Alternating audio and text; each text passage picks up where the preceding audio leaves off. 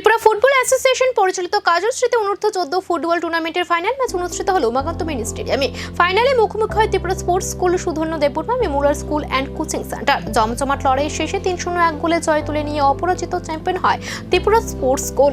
Match জুড়ে আক্রমণাত্মক খেলায় এগিয়ে ছিল বিজয়ী দল। পুরস্কার বিতরণ অনুষ্ঠানে উপস্থিত ছিলেন আগরতলা পৌর নিগমের মেয়র ইন কাউন্সিলর তুষার ভট্টাচার্য, বিশিষ্ট আইনজীবী সন্দীপ দত্ত ভৌমিক এবং ত্রিপুরা ফুটবল অ্যাসোসিয়েশনের সচিব অমিত চৌধুরী সহ অন্যান্য অতিথিরা। চোখ রাখবো খেলার খবরে।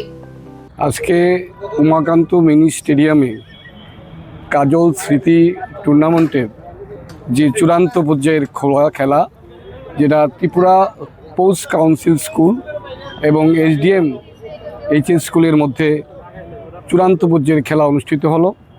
তাতে আমরা দেখলাম টান টান উত্তেজনার মধ্য দিয়ে যে খেলা আমরা অনুভব করলাম, যে এই দুটি স্কুলেরই যারা প্রতিভাবান খেলোয়াড় রয়েছেন এবং তারা যে প্রদর্শনী আমাদের সামনে প্রদর্শন করলো, তাতে বোঝা গেল যে তারা আগামী দিনের এই রাজ্যের এবং ভারতের ভবিষ্যৎ খেলাধুলার ক্ষেত্রে হবে।